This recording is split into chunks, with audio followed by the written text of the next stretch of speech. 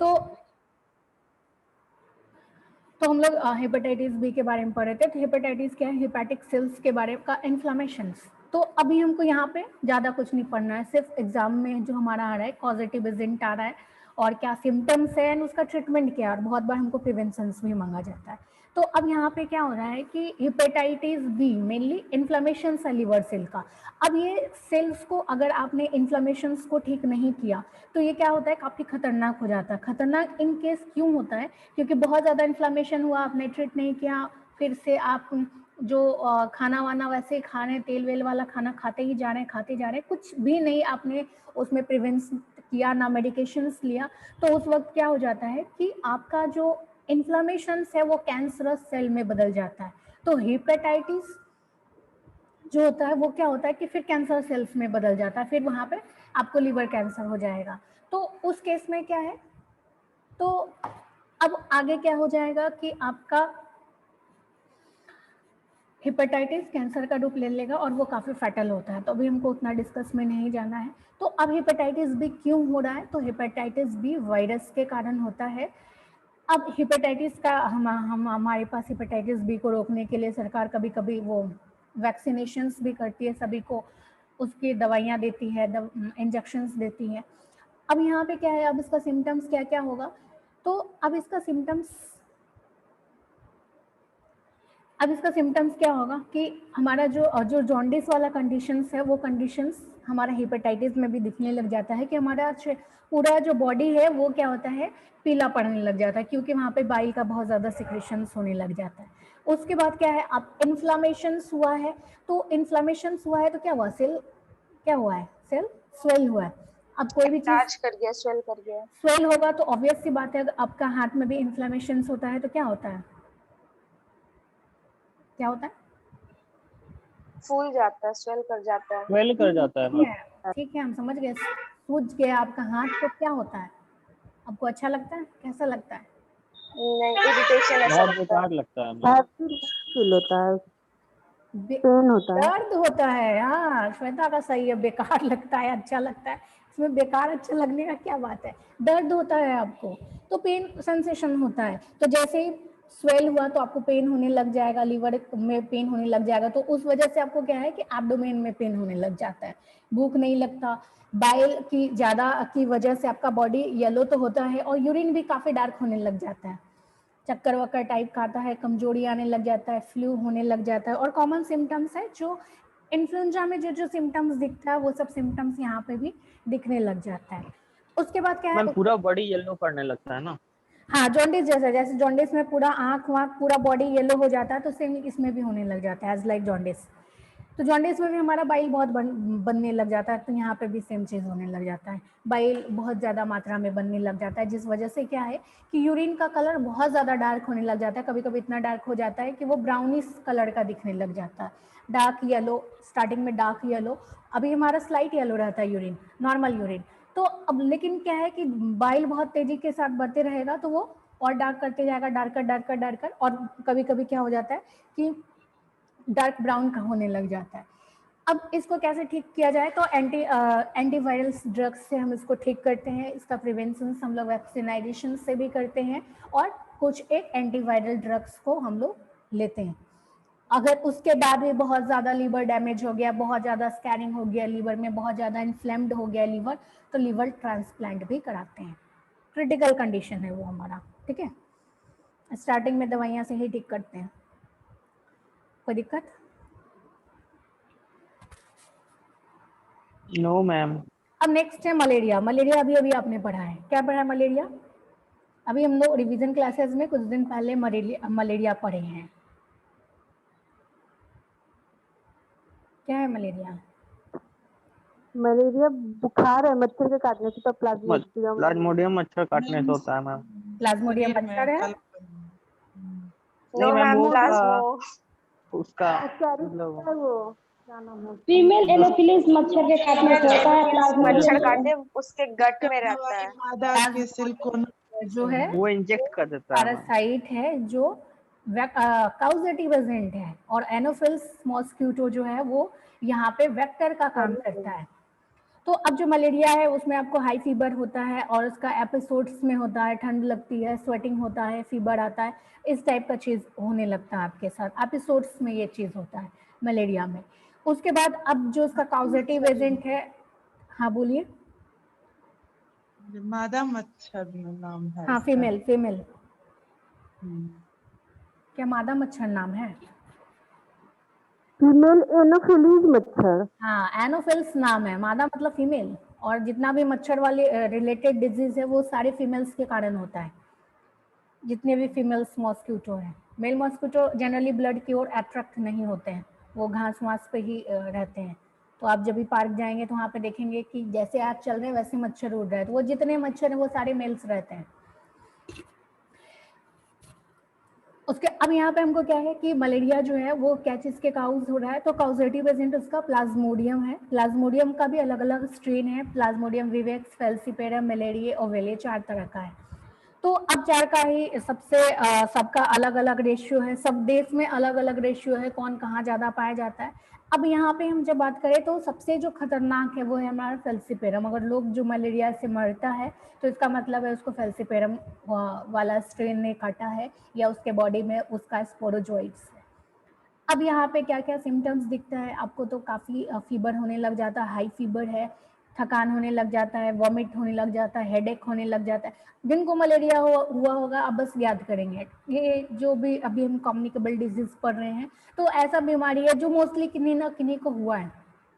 तो उस केस में क्या है कि आप बस उस आदमी को याद मैम करें। इसमें वोमिटिंग भी होता है क्या?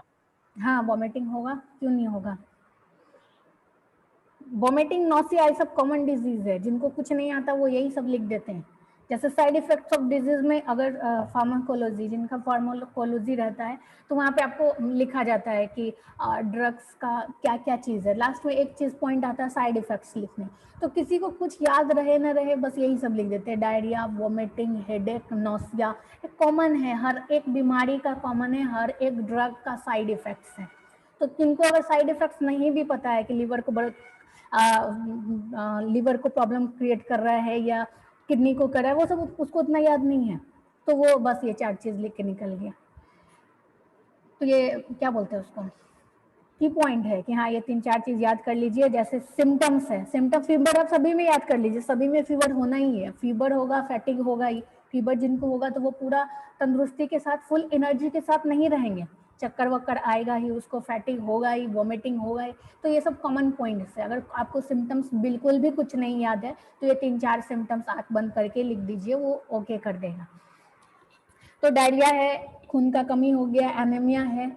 आरबीसी के जगह पे अब वहाँ पे कौन रह रहा है, स्पोरोजोइट्स रह रहा है, प्लाज्मोडियम का स्पोरोजोइट्स रह रहा है। तो इसलिए क्या हो रहा है कि एनीमिया होने लग जाता है हमारा, बहुत ज़्यादा स्वेटिंग होने लग गया। बहुत ज़्यादा अगर स्वेटिंग होने लग जाएगा तो डिहाइड्रेशंस भी आपको होने लग जाएगा। डायरिया है, ब्लडी स्टूल्स होने लग जाएगा। अब यहाँ पे हम लोग एंटी मलेरियल्स लेते हैं, मलेरिया को इजिली ट्रीट किया जा सकता है। तो अब हम लोग क्या क्या लेते हैं, एंटी मलेरियल्स लेते हैं। तो क्लोरोक्वीन है, प्रीमाक्वीन है, और कभी कभी इसका वैक्सीन भी आता है, तो वैक्सीन से भी इसको प्रिवेंट करते हैं। तो ये हमारा मलेरिया था। नेक्स्ट है हमारा चिकन पॉक्स। चिकन पॉक्स बहुत ज़्यादा कॉमन है, आप लगभग सभी को हुआ होगा, जिनको नहीं भी हुआ होगा तो वो किन्हीं ना किन्हीं को देखे होंगे, है ना, राइट? क्या यस मैम। तो अब चिकन पॉक्स लिखने आ गया तो आपको ये जो सिम्टम्स है, सिम्टम्स लिखने की जरूरत नहीं है, क्योंकि याद करने की जरूरत नहीं है, क्योंकि आपको पता है कि क्या क्या हुआ था। अगर आपको खुद में हुआ है तो अपना सिम्टम सारा लिख दीजिए, जो भी चीज़ आप एक्सपीरियंस किए हैं वो सारा चीज़ लिख दीजिए, या सामने से देखे हैं तो जो आपको दिख रहा है वो लिख दीजिए। जितना भी कम्युनिकेबल डिजीज़ है, ये जो वही सब डिजीज़ है जिसमें आपने किन्हीं को देखा है, कहीं ना कहीं देखा होगा। नहीं देखा है, अगर जो डिजीज़ नहीं देखा है तो उसको याद कीजिए, बाकी कॉमन सेंस के अनुसार लिख दीजिए। तो अब ये जो चिकन पॉक्स है ये भी हमारा वायरल डिजीज है। स्टार्टिंग में ही बताएं कि वायरल डिजीज को ट्रीट कर पाना थोड़ा मुश्किल रहता है, क्योंकि वो काफ़ी तेज़ी के साथ आपके बॉडी में रेप्लिकेट होते हैं। जितना तेज़ी के साथ एंटीवायरल्स काम करेगा उतना तेज़ी के साथ वो अपना कॉपी बनाते जाता है, जेरोक्स करते जाता है। और वो जेरोक्स, जैसे आप जेरोक्स मशीन कर रहे हैं तो जेरोक्स मशीन में एक बार में 100 का बटन डाल दीजिए, एक साथ 100 निकल जाएगा।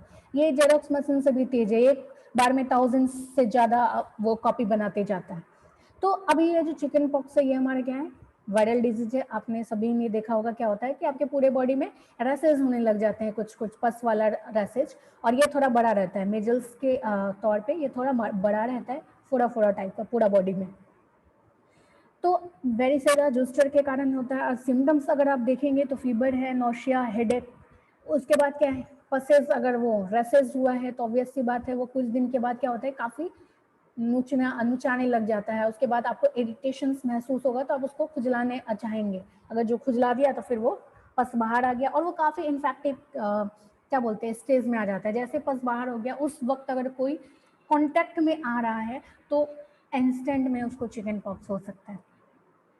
उसके बाद क्या है कि रेस्पिरेटरी टाइप का डिसऑर्डर्स है तो क्या होगा कि ऑब्वियस आपके लंग्स को इफेक्ट करेगा, तो डिफिकल्टी होने लग जाता है, सांस लेने में डिफिकल्टी होने लग जाता है। उसके बाद अब इसको ठीक कैसे करेंगे, तो इसको ठीक करने के लिए वैसा कोई एंटीवायरल्स नहीं है, बट इसका वैक्सीनेशन दिया जाता है बच्चों को। तो वैक्सीन से आप पहले वैक्सीनेशन ले लिए, उसके अलावा अगर फिर भी किन्हीं को हो जाता है ये, तो अब कोई भी वैक्सीन 100% कारगर नहीं है। ऐसा नहीं है कि आपने वैक्सीन ले लिया तो वो बीमारी कभी नहीं होगा।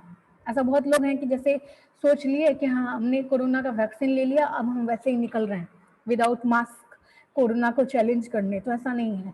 जरूरी नहीं है कि आप अपने अंदर में नहीं देखे हैं कि आपका बॉडी एंटीबॉडीज बनाया है या नहीं, हो सकता है फिर से चपेट में आ जाए।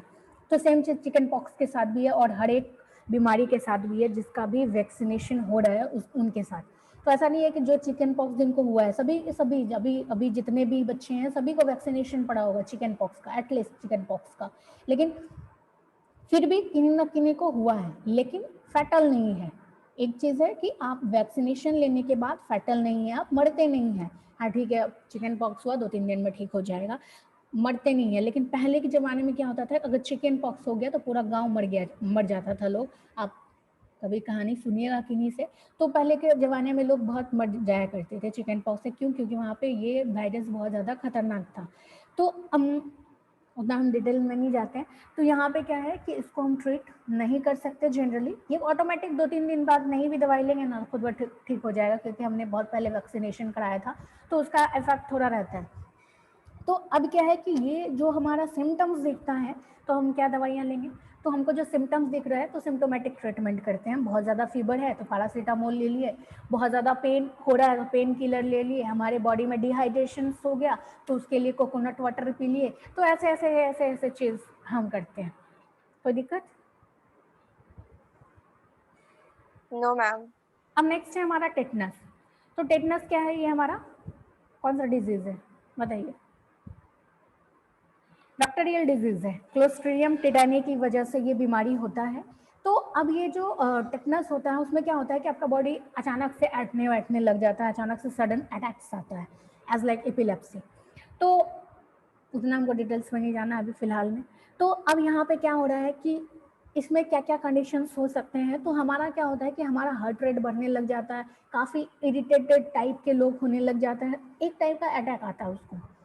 ब्लड प्रेशर काफ़ी हाई होने लग गया, हाई ब्लड प्रेशर है, हार्ट रेट काफ़ी तेज है तो बहुत गहरी गहरी सांसें ले रहा है, हाथ पैर में अकड़ आने लग जाता है। इसलिए वो क्या होता है कि अटैक टाइप का आता है तो उसका पूरा हाथ वहाँ पूरा बॉडी में मरोड़ होने लग जाता है, खुद में ऐठन होने लग जाता है टेटनस के केसेस में। उसके बाद क्या है कि मेन क्या होता है कि आपका जो बॉडी का कोऑर्डिनेशन है वो पूरा खत्म होने लग जाता है, टोटल कोऑर्डिनेशन खत्म हो गया। जब आपका बॉडी में आपका ब्रेन का कंट्रोल एंड कोऑर्डिनेशन ही नहीं रहा तो उस वक्त क्या होता है कि उस वक्त जब ये अटैक आया रहता है तो उस वक्त क्या होता है कि यूरिनेशन हो रहा है या डिफेकेशन हो रहा है, उस पर कोई कंट्रोल नहीं रहता, वो ऑटोमेटिक हो जाता है। तो ये हमारा बॉडी में कोऑर्डिनेशन का प्रक्रिया होता है। उसके बाद अब इसका प्रिवेंशन हम कैसे कर सकते हैं, कैसे कर सकते हैं प्रिवेंशंस? वैक्सीनेशन तो होता है ना इसका, और या फिर जैसे कट वट लगे तो तुरंत हाँ, ही जाकर तो प्रिवेंशंस करने के लिए तो हमारे पास बैक्टीरियल डिजीज है तो एंटीबायोटिक्स ले सकते हैं। हाँ, तो प्रिवेंशन करने के लिए हमारे पास वैक्सीनेशंस अवेलेबल है। उसके बाद हम क्या कर सकते हैं, फिर भी अगर किन्हीं को हो जाता है तो हम उसको एंटीबायोटिक्स से ट्रीटमेंट करते हैं। इसका स्पेशली का बेंजाथाइन पेनिसिलिन टाइप का इसका एंटीबायोटिक्स है। उसके बाद हमारा क्या हो रहा है कि पूरा बॉडी में स्पाज्म हो रहा है, पूरा बॉडी अकड़ जा रहा है हमारा, तो उस केस में हम क्या करते हैं, मसल रिलैक्सेंट यूज करते हैं ताकि हमारा जो मसल्स अकड़ रहा है उसको हम ट्रीट कर सकें। उसके बाद अगर किन्हीं को घाव हुआ हो गया, ये जनरली कहाँ से हो रहा है, उंड से होता है, जैसे कि मान लीजिए, और ये उंड कहाँ रहता है, ये जो टिटेनी रहता है ना, ये मोस्टली फ्लोर सब पे रहता है, जमीन वमीन पे रहता है, और मोस्टली कहाँ पे, मिट्टी विट्टी वाला जगह पे ज्यादा रहता है। तो उस केस में अगर आप मान लीजिए उंडेड हैं, आप उंडेड हैं, घाव हुआ हो गया, ठेस वेस लग गया, उस वक्त आप कहीं जा रहे हैं, गोबर वोबर में चले गए, वहाँ पे ये सब बैक्टीरिया, काफी ज्यादा बैक्टीरिया रहता है, ये टिटेनी बहुत ज्यादा रहता है, उसमें अगर आप घुस गए तो आपको अटैक आने का बहुत चांसेस है। तो आप टेटनस का सुई ले लीजिए, या फिर आप क्या कीजिए, टॉक्सिन्स को खत्म न्यूट्रलाइज करने के लिए ये चीज़ आप कर सकते हैं। और दोबारा क्या कीजिए कि आप वैसे जगह पे जाइए नहीं, अगर जा रहे हैं तो फुल प्रिकॉशंस के साथ जाइए, जूता वूता पहन के जाइए, फुल प्रिवेंशन के साथ जाइए। कोई दिक्कत? No ma'am. No ma'am. उसके बाद नेक्स्ट है हमारा, हाँ उड़ने लग गया, डिसइंफेक्शंस। तो डिसइंफेक्शंस क्या है, डिफाइन करना है और वेरियस मेथड्स बताना है डिसइंफेक्शंस के। 4 नंबर में ये क्वेश्चन आ सकता है आपका, मेरे ख्याल से इम्पोर्टेंट है। तो डिसइंफेक्टेंट क्या है आप बताइए, डिसइंफेक्शंस क्या है? Ma'am, it inhibits or kills the growth of microorganism in non-living objects. Okay, ये डिसइंफेक्टेंट है, ठीक है। तो और डिसइंफेक्शंस एक प्रोसेस है जहां पे हम डिसइंफेक्टेंट यूज करते हैं, तो दोनों में अंतर है, ठीक है। डिसइंफेक्शंस एक जैसा दिखता है, बट यहाँ डिसइंफेक्शन एक प्रोसेस है, एक प्रक्रिया है, और डिसइंफेक्टेंट क्या है, एक केमिकल है। यही है ना, कोई दिक्कत इसको समझने में? No ma'am. अब यहाँ पे क्या है कि डिसइंफेक्शंस में हम क्या करते हैं कि कोई भी डिजीज काउजिंग माइक्रोब्स को हटाते हैं, ठीक है, हटा रहे हैं, कहाँ से हटा रहे हैं, तो इनएनिमेट पार्टिकल्स से। अब यही चीज इसको डिफ्रेंशिएट करता है एंटीसेप्टिक से।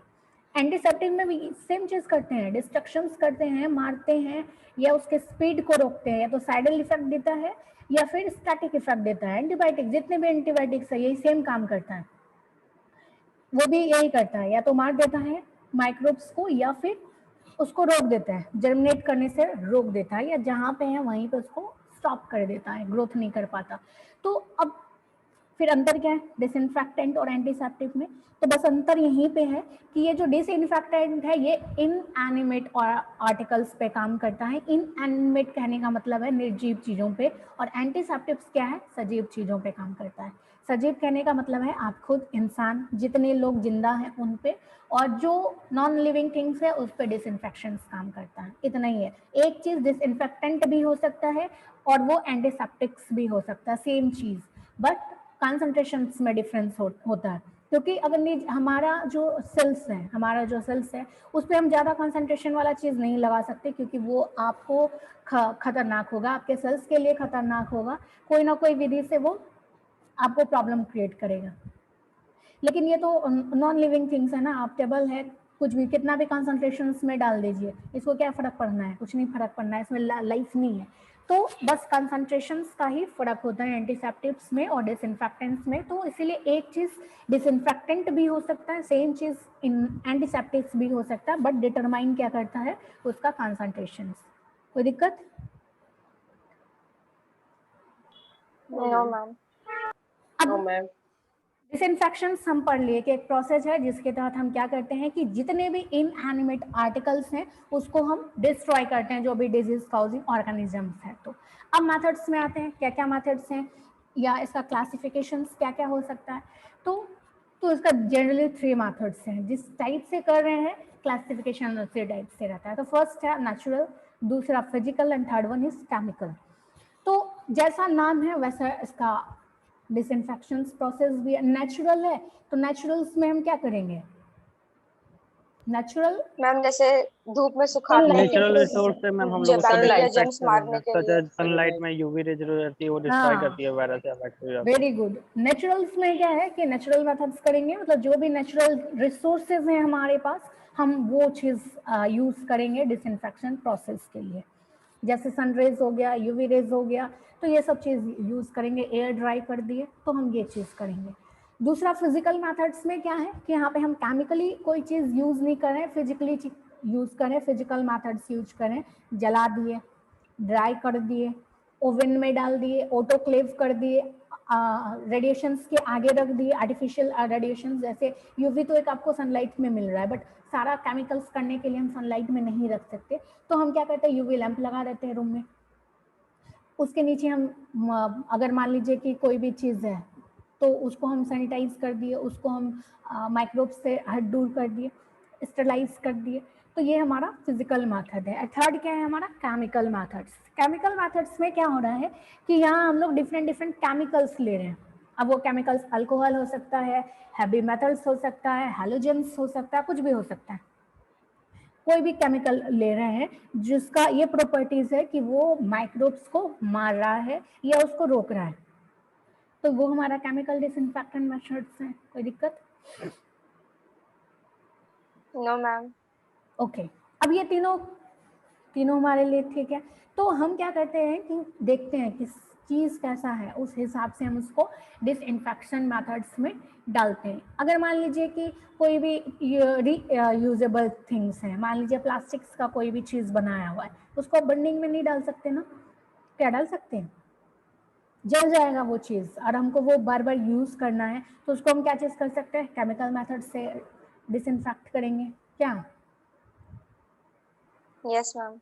अब मान लीजिए चेयर है, उनका डिसइंफेक्शन मेथड्स में है, हॉस्पिटल का चेयर है, तो अब उसको क्या किया, 10 आदमी बैठा, उसके बाद उसको डिसइंफेक्टेंट करना है, तो वो चला नहीं देगा ना, क्या जला देगा? केमिकल मेथड से केमिकल मेथड से नो यूज मिस, करेगा। केमिकल मेथड से ठीक करेगा। हाँ, तो इसीलिए ये 3 टाइप का बटा हुआ है, इसीलिए ये 3 टाइप का बटा हुआ है। तो ये हमारे डिसइंफेक्शन मेथड्स हो गया। उसके बाद वाटर से एक क्वेश्चन जरूर आता है, वो चाहे आपका प्यूरिफिकेशन से हो या वाटर पॉल्यूशन से रिलेटेड हो, लेकिन वाटर से एक क्वेश्चन मोस्ट इंपॉर्टेंट है, और ये आप बहुत इजीली अटेम्प्ट कर सकते हैं ये क्वेश्चन, क्योंकि आप बचपन से पढ़ रहे हैं। वाटर पॉल्यूशन सामगढ़ 3/4 से आप पढ़ रहे होंगे क्या है वाटर पॉल्यूशन। अगर नहीं भी पढ़ रहे हैं तो आप इजीली लिख सकते हैं किस वजह से वाटर पॉल्यूशन हो रहा है, या प्यूरिफिकेशन मेथड कैसे करते हैं, तो ये सब चीज़ आप खुद से लिख सकते हैं, है ना। कोई दिक्कत है वाटर प्यूरिफिकेशंस में? फिर भी हम पढ़ाते हैं। तो प्यूरिफिकेशंस में क्या करना है, जो भी कंटामिनेशंस है वाटर को या जो भी माइक्रोब्स है उसको दूर करना है। प्यूरिफिकेशंस में हम यही करते हैं। तो अब क्या मेथड्स, हमको यहाँ पे मेथड्स पूछ रहा है, तो फर्स्ट वन इज बॉइलिंग। सभी लोग को पता है, क्या पता है? Yes ma'am. तो हमको लगता है बॉइलिंग पढ़ाने की जरूरत नहीं है। कि बॉइलिंग में क्या होता है कि हम जितने भी बैक्टीरिया वायरस जो भी है वो उसको हम पानी में मार देते हैं खौला के। दूसरा हमारा आरओ है, ये भी पढ़ाने की जरूरत नहीं है, सभी के घर में लगा होगा आरओ। क्यों लगा है भाई? क्योंकि ये रिवर्स ऑस्मोसिस के तहत वाटर को प्यूरिफाई करता है, आपका जो भी हैवी मेटल्स रहा होगा वाटर में, बैक्टीरिया वायरस माइक्रोब्स, ये सबको खत्म कर देता है। दूसरा मेथड्स आरओ है, जो आपके सभी के घरे में रहता है। पहले जब आरओ वारो नहीं रहता था तो वाटर क्लोरिनेशंस करते थे, या अभी भी, इवन अभी भी जो वाटर प्लांट होते हैं, सप्लाई वाला जो वाटर होता है, तो वो पानी कहाँ से लाता है? कहाँ से लाता है? गंगा जी से।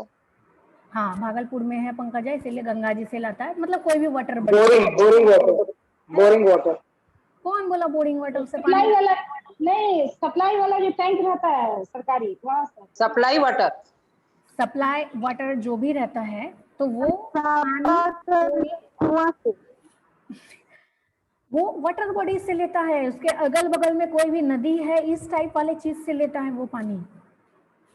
ठीक है, वो अपना बोरिंग नहीं कराता है। बोरिंग कराएगा तो पूरा शहर को पानी कहाँ से देगा, उतना पानी कहाँ से लाएगा? फिर शहर में किसी के पास पानी ही नहीं बचेगा, वाटर लेवल इतना नीचे चला जाएगा, पूरा शहर को कहाँ से पानी पिलाएगा वो? तो वो कोई वाटर बॉडीज से लेता है। तो वो पानी टंकी क्या चीज के लिए रहता है? पानी टंकी जो शहर में रहता है सर, पानी टंकी वही, हाँ, पानी टंकी से नहीं, पानी टंकी में पानी स्टोर करता है वो, और स्टोर किया जाता है। वही तो हम बता रहे हैं। पानी पहले इनिशियल वो कहाँ से लेगा? कोई नदी से, कोई इस टाइप का जो नेचुरल चीज है ना, जैसे गंगा हुआ, भागलपुर में गंगा है, तो हम चलिए भागलपुर का एग्जाम्पल देते हैं। तो वहां पे जो गंगा है वहां से वो पानी लिया, उसको फिल्टर आउट किया, उसका जो भी प्रोसेस है। ये कौन है अर्चना कुमारी, क्यों ये दिस डेट कर रहे हैं आप? तो अब क्या है कि आप जो भी स्क्रीन पे करते हैं वो हमको यहाँ पे भी दिखता है, और मेरे स्क्रीन पे भी होता है वो चीज। तो प्लीज इस टाइप की हरकतें ना करें। तो अब यहाँ पे क्या होता है कि मान लीजिए प्यूरिफिकेशन का हम देखते हैं कि जो सप्लाई वाले पानी है तो वो क्या किया, वाटर बॉडीज से लिया, कोई भी वाटर बॉडी, गंगा है, यमुना है, जो भी रहे उसके पास, वहाँ से पानी लिया, उसको प्यूरिफाई किया, क्लोरिनेशन मेथड से करे, डिफरेंट करता है, क्योंकि वो वाटर बॉडीज है, सरफेस वाटर है, काफ़ी इम्प्यूरिटीज़ है, बहुत ज़्यादा इम्प्यूरिटीज़ है। तो उसको जनरली क्या करता है कि पहले, अभी पता नहीं क्या चीज़ से करता है, पहले क्या करता था, स्टार्टिंग में क्लोरिनेशंस करता था, 5% क्लोरीन को डाल के उसको पहले क्लोरिनेट करता था, उसके बाद एंड वो एक प्रोसेस हुआ, उसके बाद फिर अगर अभी और 2-3 प्रोसेस से उसको साफ करता है पानी, फिर उसको स्टोर रखता है वाटर टंकी में। ऐसा नहीं कि टंकी का पानी, तो फिर वो टंकी जो वाटर टैंक होता है उसके बाद वो पूरा शहर के लिए अवेलेबल होता है, वो जो स्टोर वाटर है फिर टंकी में स्टोर हुआ, उसके बाद वो पूरा शहर को वहाँ से पानी सप्लाई करता है। ठीक है, अगर मान मैम ब्लीचिंग पाउडर का भी यूज होता है क्या? वो सारा चीज यूज करता है, वो लोग बहुत कुछ यूज करता है, सिर्फ एक चीज यूज नहीं करता है, हर एक चीज का यूज करता है वो। लेकिन बाद में आपको क्या बोल रहे हैं पिक्सी, आपका आवाज बिल्कुल भी नहीं समझ में आ रहा है हमको।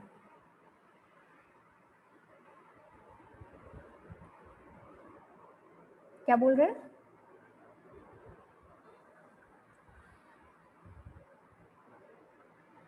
क्या बोली है पिक्सी कुमारी, किन्हीं को समझ में आया? कुछ क्वेश्चन तो था इसका। No ma'am.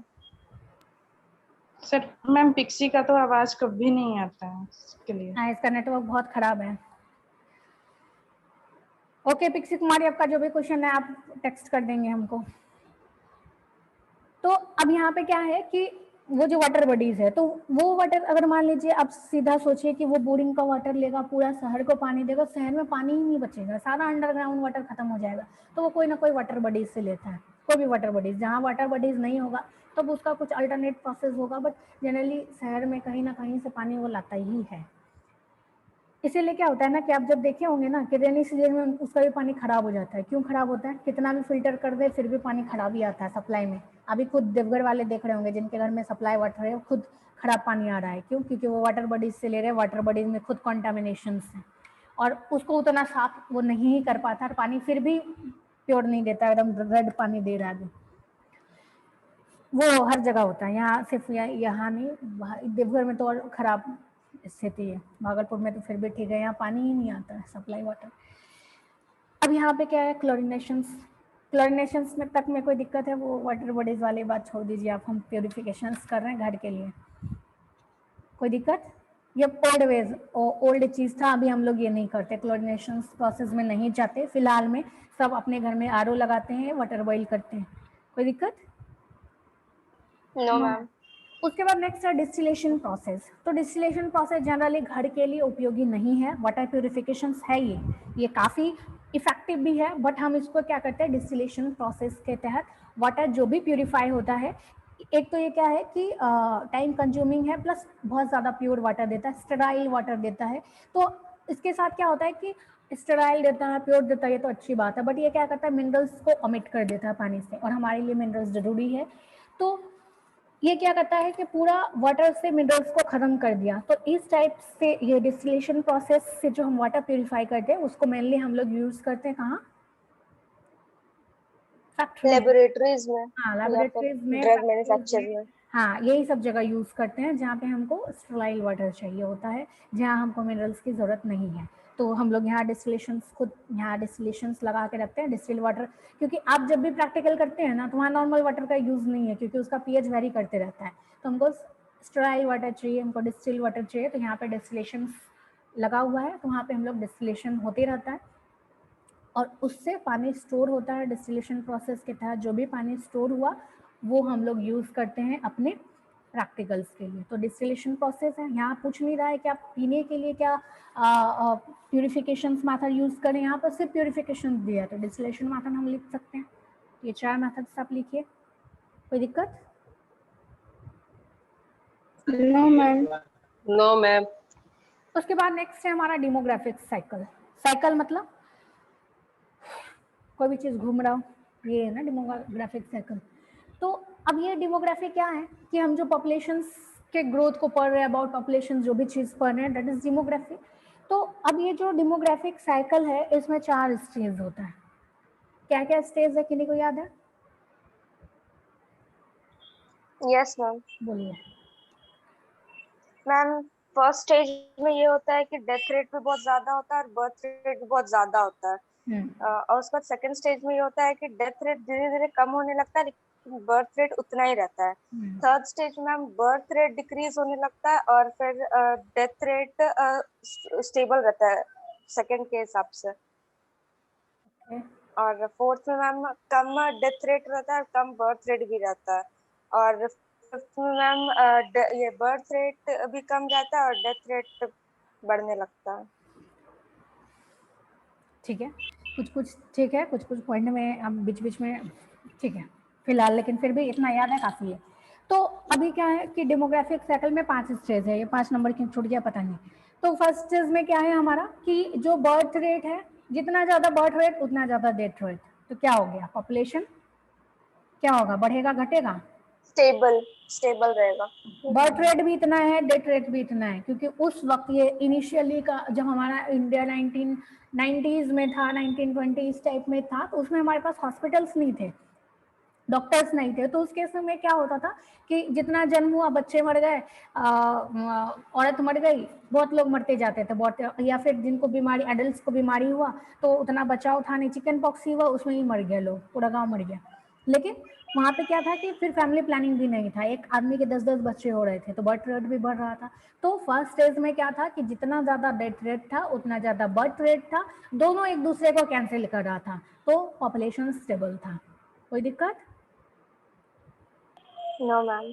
सेकेंड स्टेज में क्या है कि अब हमारा जो डेथ रेट है वो थोड़ा फॉल डाउन हुआ, कम तो हुआ, ठीक है। अब हमारा कम हुआ, क्यों हुआ? क्योंकि हमारा साइंस एडवांस हो गया था, हमारे पास हॉस्पिटल्स थे, डॉक्टर्स थे, थोड़ा एडवांसमेंट हुआ तो डेथ रेट कम हो गया। लेकिन अब क्या है कि पॉपुलेशन बर्थ रेट फिर भी उतना ही था, तो बर्थ रेट में कोई बदलाव नहीं हुआ, डेथ रेट कम हो गया। तो अब क्या हुआ, पॉपुलेशन इंक्रीज करेगा क्योंकि डेथ रेट कम हो गया, पॉपुलेशन बढ़ रहा है तो बढ़ गया पॉपुलेशन।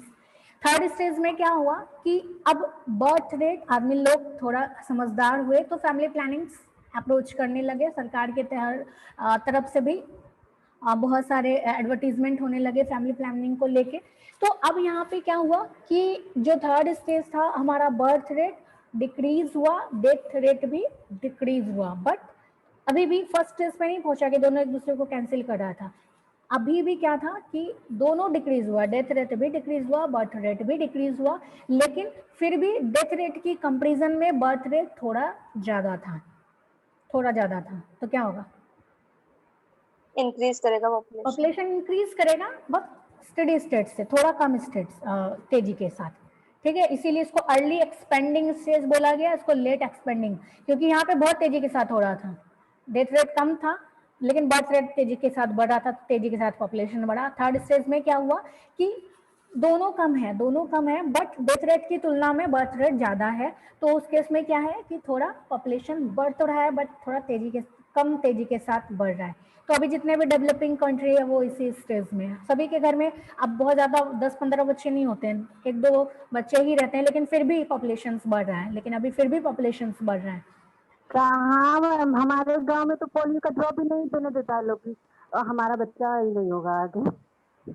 क्या होता है, पोलियो ड्रॉप जो देते हैं वो भी नहीं लेने देती है। अब हम क्या ही कर सकते हैं, इन लोग को, इन्हीं लोग के कारण और पॉपुलेशन बढ़े जा रहा है हमारे देश का।